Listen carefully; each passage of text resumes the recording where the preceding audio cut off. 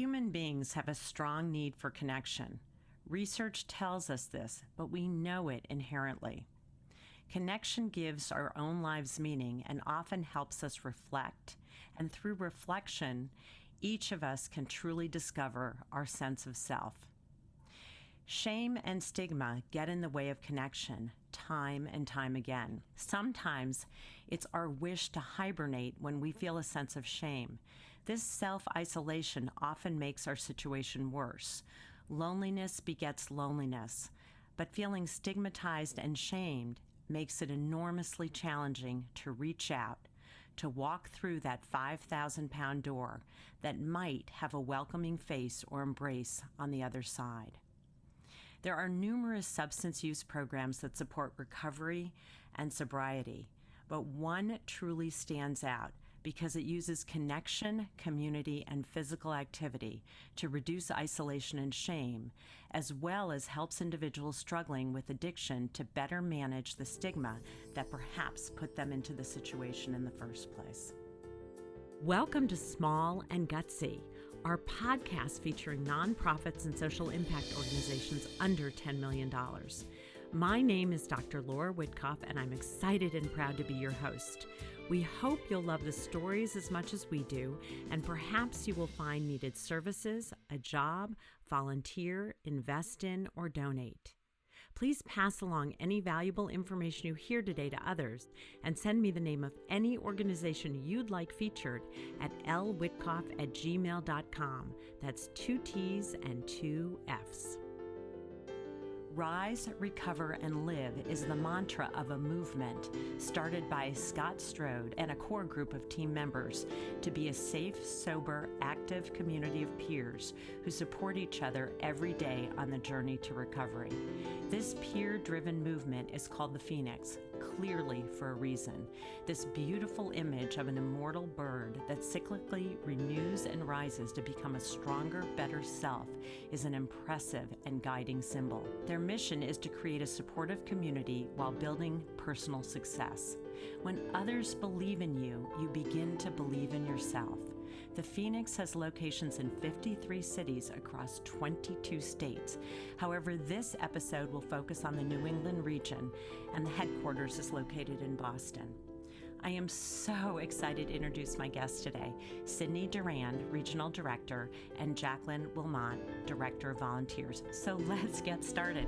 Welcome, Sydney and Jacqueline. Please share with me your passion for the Phoenix and how each of you got involved. My name is Sydney Durand, and I am the Regional Director in New England for the Phoenix. I've been with the organization for a little over 5.5 years now, and it's been a huge part of my personal and professional life, and I'm just really grateful to get to do what I do every day.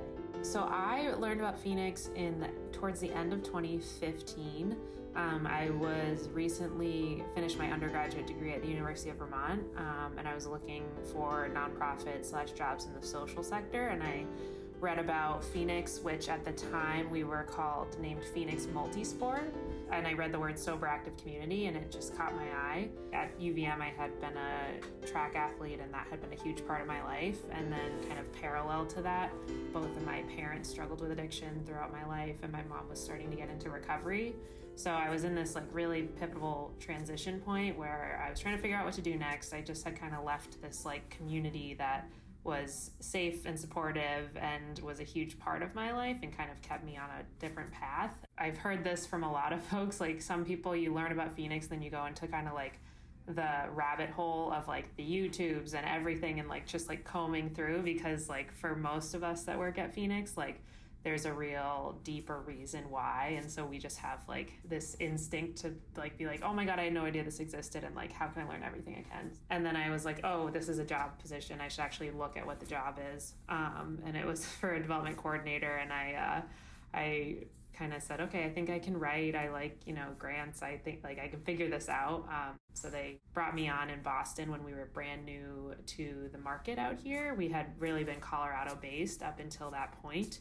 And so it was very new grassroots, and myself and this other gentleman, Chris Daggett, and he would run programs, and I would kind of work any kind of community relations, back end stuff, and that's what I did. You instinctively knew, probably from what you shared in terms of your background and your parents' struggle, and your own road around athletics and the connection when you heard the words active and sober community, is so telling. And I think you knew instinctively that you wanted to replicate that same environment in order to continue down your own path of fulfilling your own potential, or at least that's what it sounds like to me. Yeah, absolutely. I mean, I think it was just I had kind of gravitated towards these things for instinct, and sport had been a really and people too. Like I would say, I could have gone to school anywhere and I could have joined any track team, but I really think I had the right people around me at that time, who helped me through some like pretty challenging stuff when it felt like other stuff in my life was happening. So it was, yes, like we were finding community through an activity, and we were all, had our own individual athletic goals, but like there were really great people I had around me, and at the end of the day, like that was huge. And so that's really when like the light went on when I read sober active community, and I said, yeah, like all these words are actually super important. It's not just, you can't just have like one or the other. Like these three things are really critical. So Jacqueline, introduce yourself and how did you get involved? My name's Jacqueline Wilmot. I'm tuning in from Denver today, and it's such a pleasure being here. I feel very flattered to get to talk about the Phoenix. I learned about the Phoenix through the recovery center that I went to in Colorado. And this recovery center did a lot of activities, explore adventures and things while sober. And I was always the first person to line up. So whether it was hiking or whitewater rafting or whatever it was, I kind of gained this reputation of really enjoying all of these activities. And the Phoenix, I learned, brought together the things that were really present in my life, which was recovery from alcoholism and living a sober, active lifestyle and doing it with other people who loved it. I saw Scott's TED Talk, Scott Strode, our founder's TED Talk, and had that rabbit hole experience like Sydney talked about, where I just knew this was an organization that I needed to be connected with. My whole background has been in nonprofit organizations, leading volunteer programs. So it was really this beautiful intersection of recovery and something that I have a genuine affinity towards that will be lifelong for me. So I joined the organization this year, and it's just been an incredible adventure where I feel really grateful to be a part of such a thriving, genuine organization that celebrates recovery and brings people together for community and connection. It's really pretty awesome to be here. Totally sounds that way. And I just have a couple follow-ups just from what you shared. It's so fascinating that each of you came to this with interests that you had, but in some ways, I have to wonder, did you ever think it would really become a full profession? And yet it truly has. And so I think it speaks to really following your passion, which is a kind of a general comment for everybody or most everybody. If you really follow your passion, it will lead you to doing something that you truly love to do. And the other thing, Jacqueline, that you said that I just want to comment on is the love of physical activity. So the Phoenix is known a bit for and we'll get into the programmatic parts or the gym, but you also talked about all of these other activities that are community activities that are led by the Phoenix that are outside of a gym environment. And I wonder if you'd speak to that a little bit. Sometimes when we think about sobriety, at least this was the case for me, I thought, wow, this is going to be boring. And who knew it could be so fulfilling and fun, and activities are a huge part of my recovery journey, and it turns out that's the part for others as well. Some of the activities are a bit more fitness focused, like CrossFit, community fitness, kettlebells, but we've expanded. We have yoga, meditation, socials, hiking, biking, rock climbing, paddle boarding. There's, depending on the climate in the city we're talking about, there could be surfing or skiing and all kinds of really cool activities that can be done together. So in some way, I wonder if that's driven by the location, as you pointed out, but also by the membership. Absolutely. It's community driven.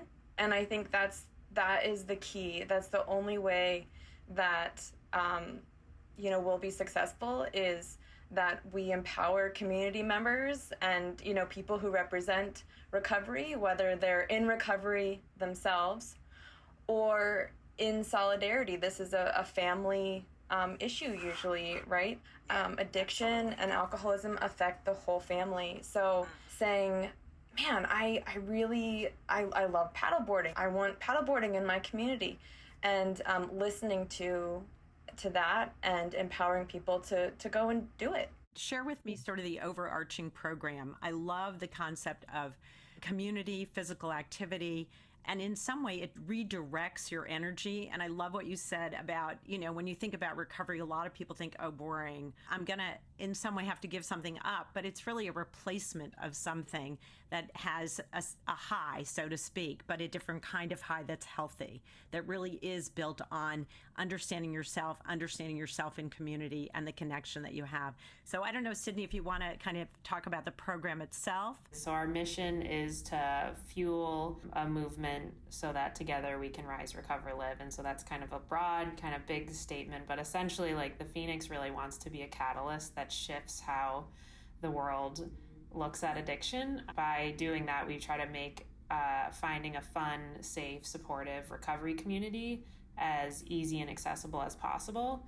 So we offer free programs that are anything from socials and those, physical activities that's open to anyone with at least 48 hours of continuous sobriety. And that's all in the honor system. That's all we ask.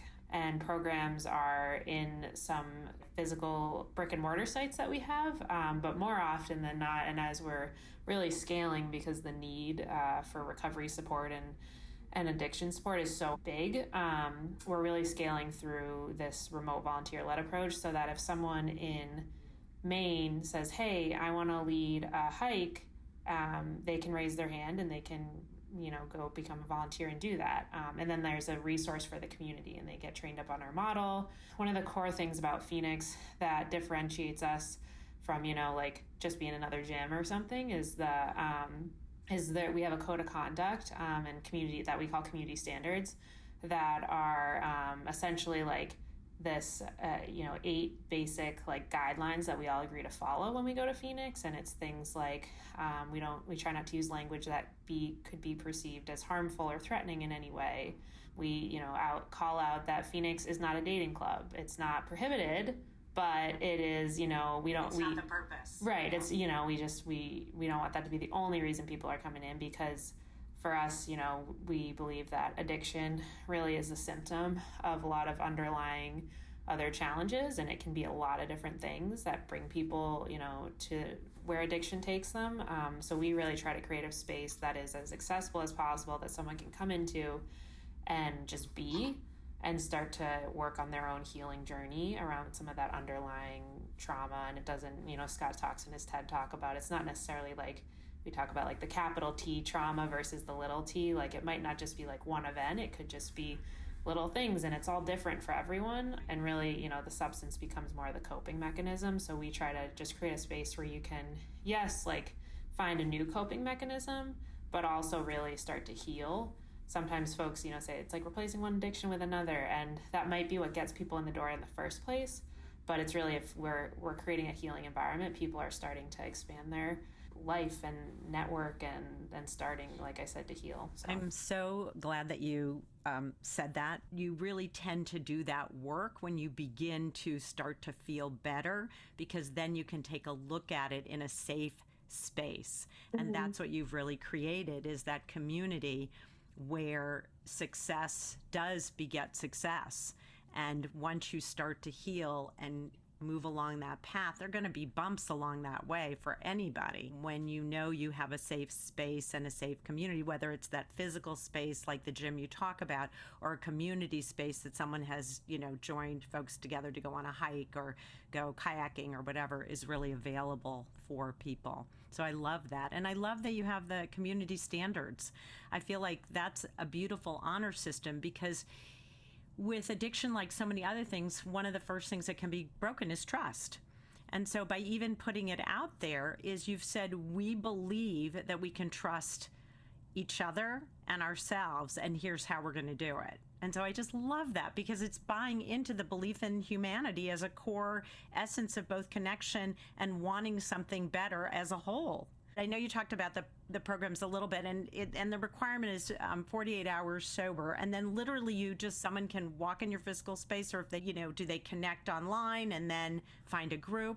Yeah, so there's a few different ways people can learn about us. So in a lot of our outcome and data evaluation, the biggest way people hear about us is through friends and family. And so as much as we can, when we go to new communities or start a new event, like that word of mouth and is really, really valuable. So if you go on thephoenix.org, there's all sorts of programs that we have.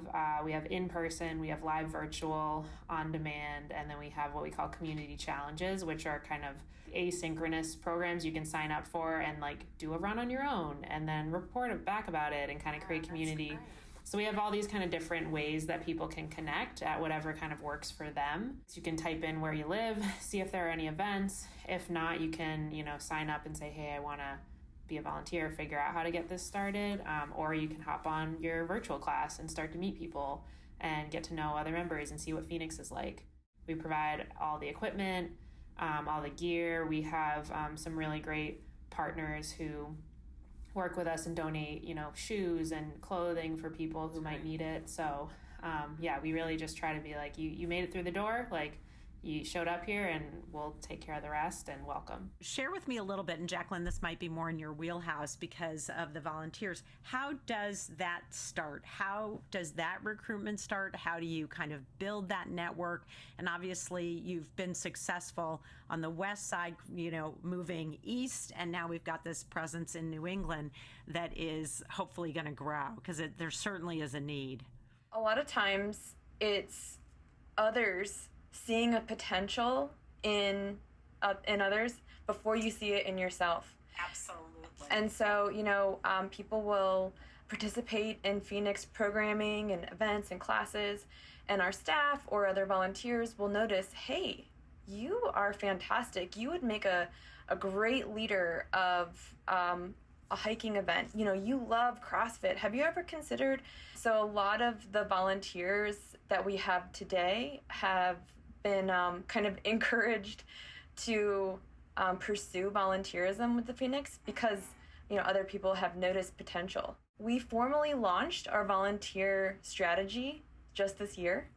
Great. So we've had volunteers for a long time now at the Phoenix, but really kind of coming out of the gates in a big way, we launched a national Phoenix strategy in May of this year. And it's gaining a lot of momentum where a lot of people are tuned into the Phoenix and thinking, I can do this. I'd love to bring Phoenix to my community. And for some, they have this vision of bringing a walking event, yoga, a meetup, coffee social, and they want to do that in their community. And so they will come to our website, thephoenix.org, and click on the volunteer page. On that page, it kind of lays out the 3 steps. You press get started, share a little information about yourself, and then you're off to the races. We have a team of really great staff who you get to be kind of paired with, who will walk with you step by step through the onboarding process. Yeah. We believe that volunteers who are going to, share their time and their talent with us and want to be resourced up. It's almost in some way like a mentorship. So you're building a mentored community, and then they in turn may mentor somebody else down the road as they either get further involved as a volunteer or, transition into a staff position over time, which is what it sounds like sometimes that's happened. Yep, absolutely. I think there's, a fair amount of guidance. We want to make sure that everyone has, like I said, the information, the tools they need to be successful in their role. But once they're trained up, they're really empowered to take the reins and to bring Phoenix to their community. If someone doesn't happen to be particularly athletic, how do they get engaged? Because I love that the membership is free, that you have this code of conduct or standards, that it's 48 hours sober, and that's really the only requirement. You can just sign up and be part of this community. But if you don't, if you have some physical limitations, or you don't feel comfortable, or you haven't been athletic in years, how does somebody overcome that piece? I think, a common misperception is maybe I've got to have a certain certification or a wealth of experience, and I've got to have, be like the superstar fit, and that's really not the case. I think, affinity towards our mission and our values is number one, and the willingness to really dedicate your time and your energy to make something great. It could be something as simple as a walk, or a social where people are meeting up and connecting. There's events like this, opportunities like this, that really don't require a certification or a level of fitness. And when I think about what makes Phoenix so special, it's the inclusion of people, right? Like the sense of belonging and feeling welcomed. Like, even though I'm not this like CrossFit, superstar, I feel like I fit. I feel like I can make a difference. And so I wanted to share that because I think that, we need to remove barriers to make sure that people feel confident. Like, yeah, I have something special to contribute. And being able to tap into what that is. Yeah, I love that you said that, because I think sometimes physical fitness or gyms can be intimidating for somebody who doesn't fit their image of what it's supposed to be. And so I loved that. And I put it in the opening, is that 5,000-pound door, because to open that door for a whole host of reasons is so challenging. And then to be faced with potentially somebody judging you because you're not fit, or you're not qualified, or you're not whatever. So I love that you said really there's something for everyone, and that the concept of inclusion is so key. Sydney, I'm going to jump over to you, and because you're just like, I can see you have so many stories. Well, and it's such an important question too, and that's actually why we kind of, when I mentioned like our former name was Phoenix Multisport, like we shifted and did this rebrand a few years ago to make it a little like more inclusive, even just from the name, because we weren't just doing sports, and we weren't just doing extreme sports. There was all sorts of things. Like our founder likes to say, like, Phoenix could be knitting, it could be bird watching. If someone has a passion for something and they want to share it with other people, like, that's the win for us. And we have this acronym that we kind of use at Phoenix internally called FEPSIA, and it stands for fun, emotionally, physically safe, inclusive, and accessible. And that's like a guideline that kind of, you pair it with our community standards, and those are really core to every program we do. So even if you are like, because we do have folks who come in and they are just 48 hours sober, and you're going to be in a class with someone who might have more, multiple years of recovery or whatever, like, and we have to be able to bring everyone under whatever modality we're doing and make someone feel welcomed and, like Jacqueline said, a part of. And like the win for, we just want to have people walk out of that door feeling a little bit better about themselves than they did when they walked in. And so like whatever we do is super scalable, inclusive, like you're going to have a win no matter what. So we train our staff on, if it is, fitness, like we create all the scaling options so that whatever you're going to do today, like, we could be doing, I could be lifting a certain barbell, someone could be doing something else, but we're doing it together and we're all kind of having our own experience. So it's not a comparative. That's what I'm hearing. It's not, and that is such an important distinction. It's not you're lifting this much weight and you're lifting this much weight. It really is doing it to what your comfort level is in an instructive way. And it's great that you did it. Like, this is powerful. It's really powerful. I feel like this model goes so far beyond recovery. It really is a mental health and a mental well-being model. Can you share, without any revealing any information, a story that comes to mind, like a highlight of a situation of an individual or a group that really stands out to you? Because I think you've done enormous work. Just even saying, I want somebody to walk out the door, virtual or physical, and feel better than how they entered.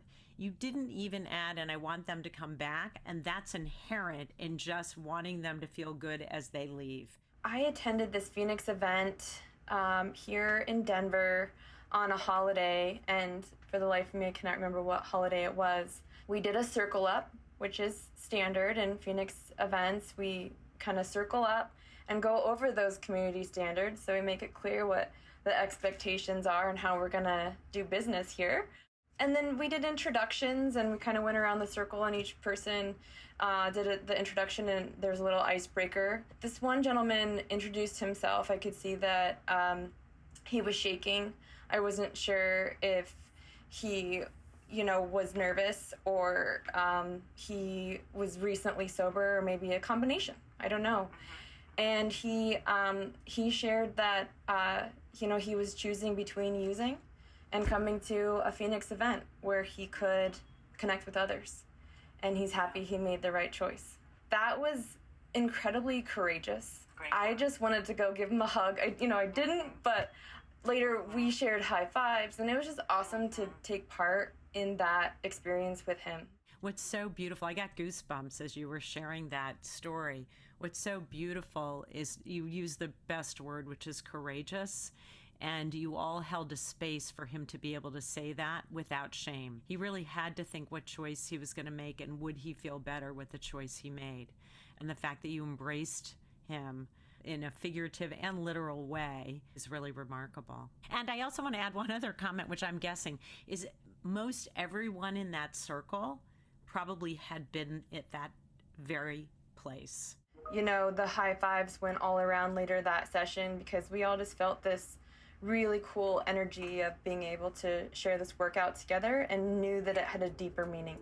So this other story, as I was coming into the Phoenix, being a fairly new staff person at the time, I knew that the Phoenix was about reducing stigma around addiction and substance use. And I thought to myself, well, how does that happen? And at the same time, I was starting to meet a lot of our volunteers, and I met this volunteer by the name of Becky, and I've gotten her permission to use her name in this story. Becky is amazing, and she came in as a volunteer because of her husband and her daughter, who are both in recovery. She knew that Phoenix was the organization for her. She had these ideas around who addicts were, who, people who struggled with addiction and alcoholism and substance use, what they would be like. And after, through her volunteer experience with the Phoenix, she learned that she was wrong. These ideas and beliefs that she had were just simply not true. And she now is one of our amazing ambassadors of the organization, who not only, represents the Phoenix in that regard, breaking down stigma, but also she'd never done CrossFit or some of the fitness things that she's involved with now. And now she's totally a leader in that capacity. So she's kind of like tapped into potential she didn't even know was there. So I love that story because I think it says so much about what can happen through your experience with the Phoenix. Sydney, did you have a couple wonderful highlights that you wanted to share? Yeah, I had. Well, one came to mind immediately, and it actually, Jack and I didn't even plan this, but it's good because the story about Becky really segues well in terms of shifting mindset and how that one person actually can ladder up to so much more and really accelerate this kind of movement we're going for. But in Boston, where I'm based, we partner with Boston Emergency Services. What that partnership looks like is essentially all the cadets and the health and wellness kind of program to keep the EMTs on the streets healthy come to Phoenix as part of their programming. But really how that started was one individual, this woman, Felicia, who has been a huge advocate for Phoenix. She was actually, she did the neighborhood we're in has a fairly active substance use rate just in the community, and so she had done a lot of calls and overdose responses there, and she had like driven by the Phoenix a million times, and finally like one day came in and was like, what is this? And she saw that it was a gym, and she had done CrossFit previously but was really interested in what we did and saw that we were doing that too, so she said, oh, like I'm just gonna start come into some programming, and a few months in, like she had became a huge part of our community. She was showing up all the time, like she was one of our regulars, and there was one day where she kind of pulled some of our staff aside and she just said like, hey, I just want to thank you all because I've been doing this work for 15 plus years where I am seeing people at their absolute worst in addiction, and I actually forgot and lost sight that there's another side to this, and I get to come in every day and see that there's another side. And I see that people do get better, and what I do is not just in vain out there. And she was like, and I actually like, I see people more as people again, as opposed to just, you know, shutting off, because there is a level of like, when you're in that work, like you got to protect yourself too. Right. So then, you know, fast forward a few months, she ends up being the health and wellness coordinator for all of Boston EMS. And because she saw the benefits for herself, and she, you know, it had helped her even before getting involved in Phoenix. And so she said, I think every new EMT and every existing EMT needs to know that this place exists for their work and for themselves. And so I'm going to help make that happen. So now they were literally just here a couple hours ago. And, you know, now they know about Phoenix. They get to, they also, the classes that they run are open to our members. So it helps us become more accessible to people in recovery. And really just breaks that stigma down. So we're all just people at the end of the day. We're working out together. I think it's fantastic on all the levels that you mentioned. And I sort of wonder to myself, every social worker that does direct service work in addictions should be part of the Phoenix, right? Yeah. It's just like, because I think there is this level of loss of hope sometimes when someone really struggles with recovery, and when you see it every day in multiple ways, you lose sight of the fact that, as you pointed out, there is that other side. And so I love that. I would love to see law enforcement get involved too. We're working on it. Yeah, we're trying. We're trying to get BPD and Boston Fire. So that drives me to, I want to ask a couple questions about the New England region, what that means, how you want to grow it. So I love the idea of EMTs. I love the idea of first responders. I love the idea of law enforcement getting involved. I love the idea, I'll give you another one too, as we're talking about this, because I just think this program is amazing, is university security folks. So anyone who is dealing with folks who could be at risk really need to understand the beauty of your program for both referral but also for themselves, because once you are part of it, it's so easy to talk about it because you're living it. And that's what's so great about the concept of peer mentoring and membership and community. So share a little bit about the New England region, because it's growing, and you're located in Boston, but it really encompasses much bigger. We launched here in Boston at the beginning of 2016, and we're really grassroots. We're doing runs on the Charles River, renting space in CrossFit gyms, and we had this kind of vision that we wanted to create this headquarters that was going to kind of be a center of excellence on the East Coast. And since Boston is such a business and tech hub, we were like, and our founder got sober here, so it just kind of made sense for here. So eventually, a couple of years after doing kind of grassroots stuff, we were able to find the right building and actually purchased it through the help of some local foundations, and which was amazing. And now it's kind of our regional headquarters, so it's where we have a 10,000 square foot gym, and programming multiple hours happens every day, 7 days a week. We have some staff that are here. And then what happens is, because there's the addressable market, or the folks that are kind of in Boston, there's more people here, so they can obviously come and train and become volunteers and kind of go out wherever, if they move or go to other places in the region, since it's fairly condensed, are able to do that there too. And then the program side is really, in addition to Boston and the programs that happen in this building, we have volunteers that launch events in the community. So we just did a workout, like a little boot camp in Moakley Park, which is in South Boston. And that's in the mornings now. And we have CrossFit gyms that donate space throughout Massachusetts, and they, do free events that gym will offer, 1 or more days a week, and it'll be open to anyone 48 hours sober. We just expanded in the beginning of 2021 to Connecticut and New Hampshire. So we got some funding to hire a program coordinator in Connecticut and then 2 staff in New Hampshire. And so their roles are very much similar to what we're doing in the community in Boston, is volunteers, go find them, go, work, see who's raising their hand or has, and match them with space and how we can pop up events. And that's what's happening. So, and then we have programs in Vermont as well. It's just amazing how quickly you all have grown. And I think it's because it's a program that really works for folks. And that really is the telltale sign of something that is successful.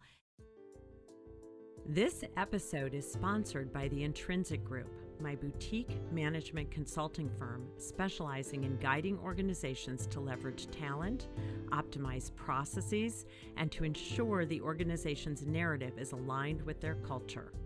If you'd like to sponsor an episode, please reach out to us. To see all the small but mighty organizations we featured, check out our incredible infographics in the stories section of the Intrinsic Group website.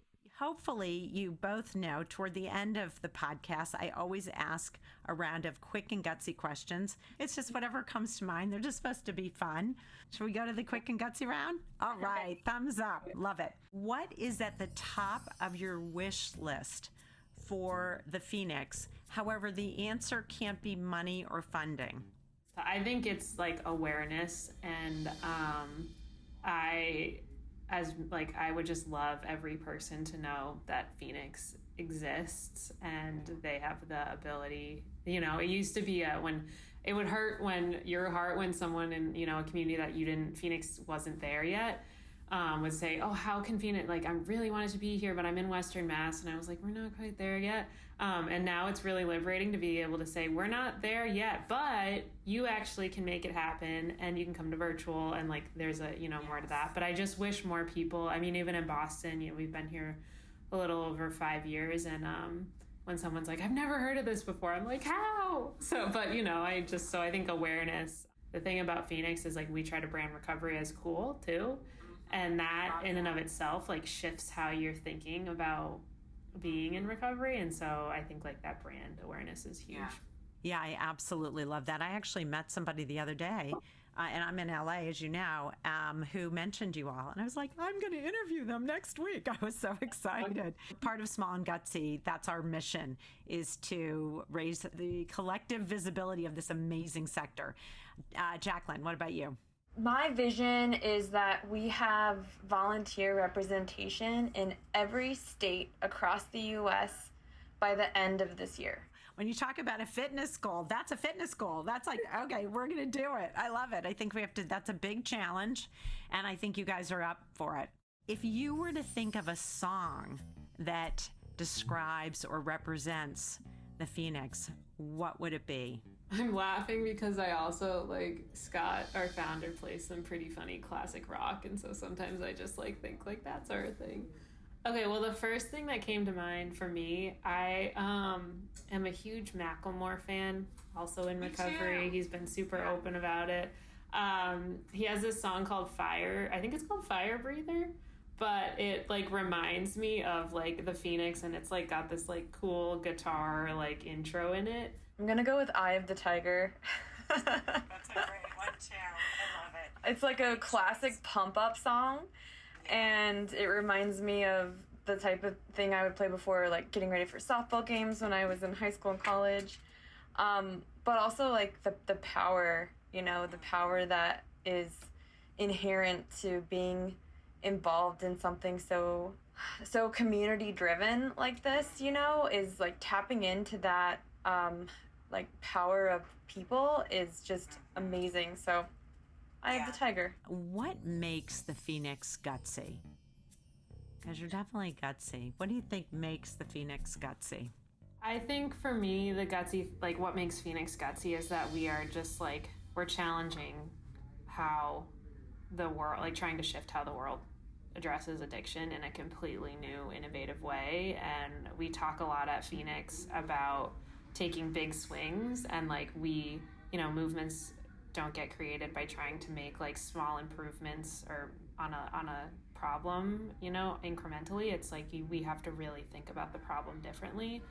And so I think just like the way Phoenix truly, and everyone part of this organization at any level, really believes that like we are bringing people together in a very simple but effective way, and that is like we all like know it's going to happen, right? Like we just, there's no doubt in our mind that we can shift this kind of wave of addiction and kind of despair into this like hopeful thing that has real results too. It's that TED Talk that got me so inspired, and it does to so many. It's Scott Strode TED Talk. If anyone looks it up, Googles it, he talks about finding recovery on a mountaintop.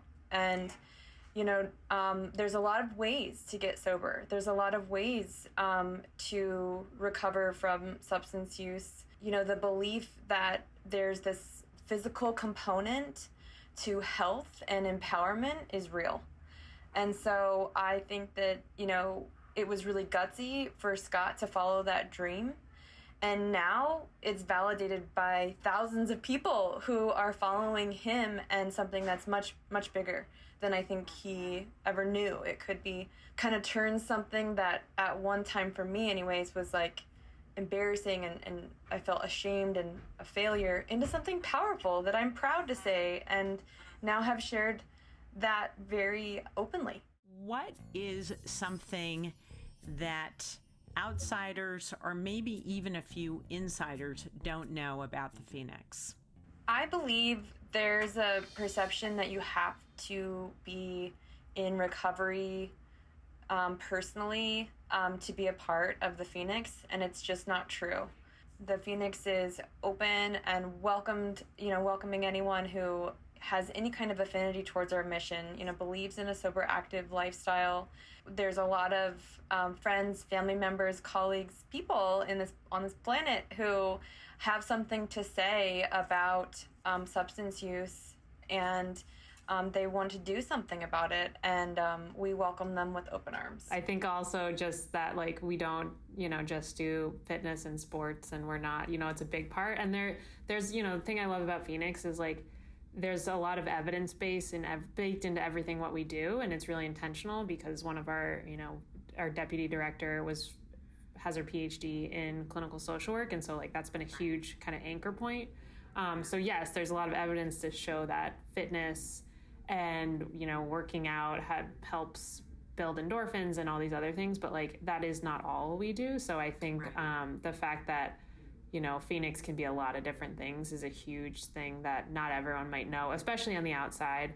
And we're working on that through like our new volunteer programs and marketing and like sharing that. Because again, we really just want to make the door as wide open and light for people as possible. Yeah, I was going to say music is one of our big programs that has launched this year and has been expanding, and we have exciting guests and all kinds of really cool ways to tap into music, whether it's playing music, talking about music, going to sober concerts. I mean, that's something that I think a lot of people can get down with, so that's a lot of fun.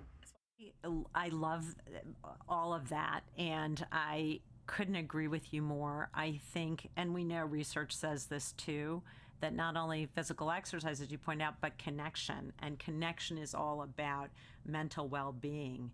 And getting that within the context of your environment is part of your whole program. And you do that in multiple ways, on multiple levels. So just love that. And our last, quick and gutsy, so you can kind of breathe a little now, is if you could get one celebrity or influencer to talk about, Sydney's laughing like, talk about or endorse or be an ambassador, I'll even say, for the Phoenix, who might that be? I'm laughing, Laura, because I forget if I told you this. I have this like reputation at Phoenix or with some folks because I like I'll tell you every celebrity that's sober. We've been in the pursuit of Macklemore for a while. I think he's pretty great. A personal favorite, right? Yeah. I think that would be pretty impactful. Dax Shepard's another one. Jada Pinkett Smith. That's like my top 3. I'll stop there because, I could, but yeah. Gosh, I'm the same. There's just so many people that come to mind. And Dax Shepard is one that's been very open about his recovery and talks a lot about it. I personally am a huge Iron Man fan. Robert Downey Jr. would be amazing. So I know you mentioned before, but I want to put another plug in. How can folks reach you? How do people get involved? And even if they want to just dip their toe or completely jump in the water, what way should they do it? So they can go to our website. It is thephoenix.org. And there at the top bar, it says get started or join programs. And so there's all sorts of ways. We have in-person, live, virtual. We have a schedule of, I think, over 8 hours of classes every single day, from meditation to chair yoga to CrossFit that you can do at your home. And then we have on-demand videos too. So if you just want to see what like some of our instructors are like or what a class is like, you can just watch those. And then we have some asynchronous kind of challenges online that people can participate in. We also have social media. So on Instagram, it is at Rise, Recover, Live. And then on the, we have Facebook local pages. So basically you can just look up like the Phoenix, Massachusetts or the Phoenix, Vermont or the Phoenix, and that's everything. And those are kind of our main ways that people can learn about us. But I really want to take a moment and thank you both. This was an amazing conversation. And I appreciate your taking and spending the time with me to share with me both your passion about the Phoenix, but also how the program works. Thank you, Laura. It was a pleasure to talk about this. It's stuff that, I love, and I feel really grateful to be able to be a part of this organization and to share that with others. So this was a pleasure. Thank you. Yeah, and this was Jack and my first podcast together, so that was super fun too. So it was fun for us. You guys are rock stars. So, you guys are just amazing. And I just want to share that I hope this podcast helps with both your quest for awareness and to build your volunteer opportunities in every single state. So my personal goal is to spread the word. So I'm going to do everything I can. And this was just a pleasure to be part of your trajectory in getting the word out. And hopefully by the end of 2021, we will be able to say there's a Phoenix group in every single state.